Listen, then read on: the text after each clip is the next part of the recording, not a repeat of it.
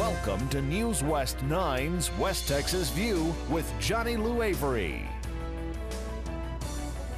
Welcome to the West Texas View. I'm Johnny Lou Avery, and this is going to be such a delightful program today. You're going to meet Carl Rippey. You already know him because he's the weatherman for K-West TV, and he hadn't been here very long, and I wanted you to get to know him, not only because he's a very good weatherman, but he's also has such an interesting background. And you know, everybody that works at this television station has an interesting background, but Carl has been literally everywhere and done a lot of different kinds of careers. And then he came to meteorology and has found that this is his niche, even though he loved everything he did. So Carl, I am so glad that you took your time away from the weather desk to stop and let our viewers get to know you a little bit better. And I want you to just start by talking about kind of how your career developed and where you're from and all about the things that we need to know about you. Well, thank you, Johnny Lou. I'm very glad to be here. It's been well received at the station. Storm Tracker 9 weather team has been really quick to take me in, and it's been a real experience for me to be here, and I'm glad to be in West Texas. I grew up in south central Idaho, which is high desert plain as well. Yeah. So I'm used to the semi-aridness of an area. We did have a little bit more water there in Idaho, and bodies of water that influence the weather more than we do here, but I've gotten used to that and have enjoyed every minute that I've been here. And I want to say that the reason we have this in our background is because he has had modeling and some other things. So I asked our studio, I didn't even know if you knew it, but our camera technicians have put this all back here. So now continue with your story. Well, after you got out of high school and college.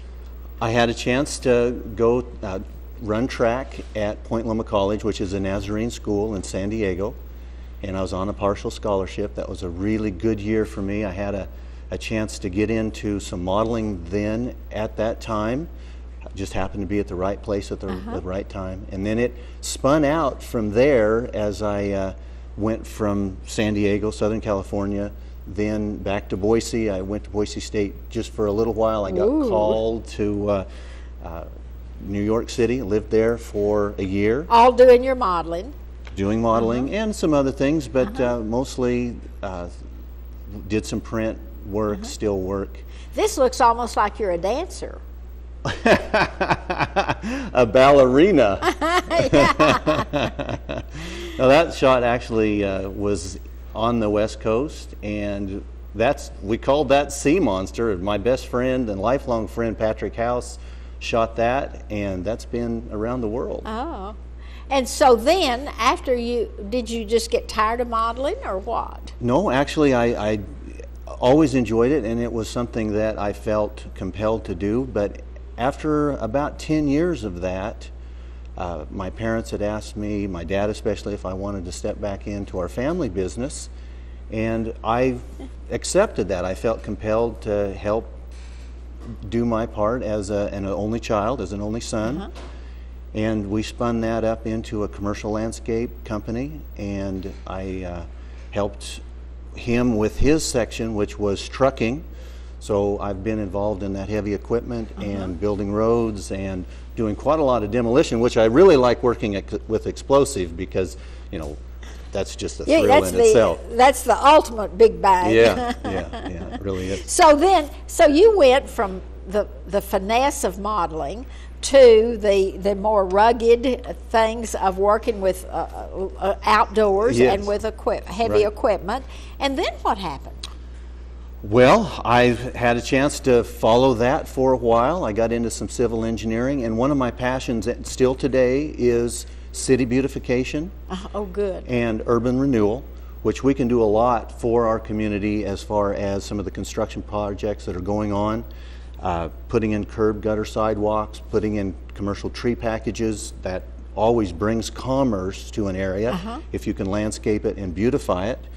And there's not a lot of room at street level in some cities, so I've become involved in green roofs, where we plant the roofs and put trees low-growing shrubs, load that roof, and of course there's got to be design there that'll support that That's right. extra weight, but it also helps to make that building more energy efficient because it's not losing that heat off the top or the cool off the top, and it beautifies the city from the perspective of looking down on a city, and that has began to gain some momentum as far as that, we call that island mitigation, where that landscape actually influences the weather of a city, because a lot of heat will be retained, or cold will be retained in a city, and then that'll influence how the wind reacts on a downtown area.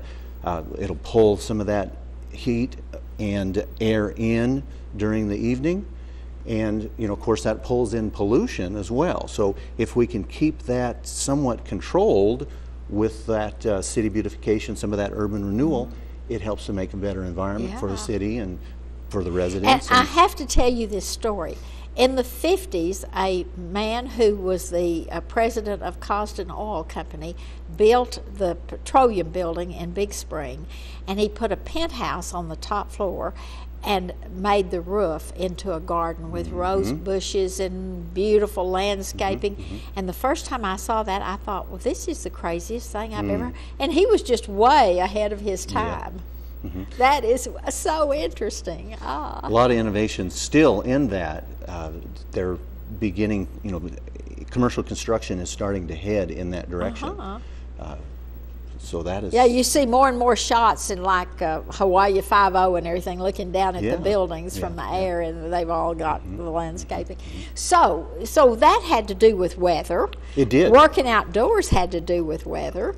And so then your next natural career was to get into being able to broadcast the weather, give back to the community, and help them put together schedules that are so influenced by long-term weather.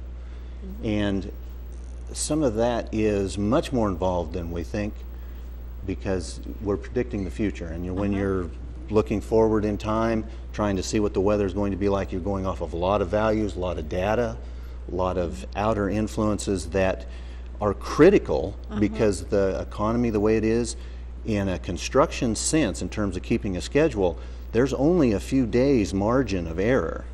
And the interesting thing, we're going to get more into the actual how do you project it, but you really hold a lot of people's plans in the palm of your hand, how you project. We're going to come back in just a minute and continue this conversation. Isn't this interesting? We'll see you in just a second. Stay tuned. West Texas View will be right back.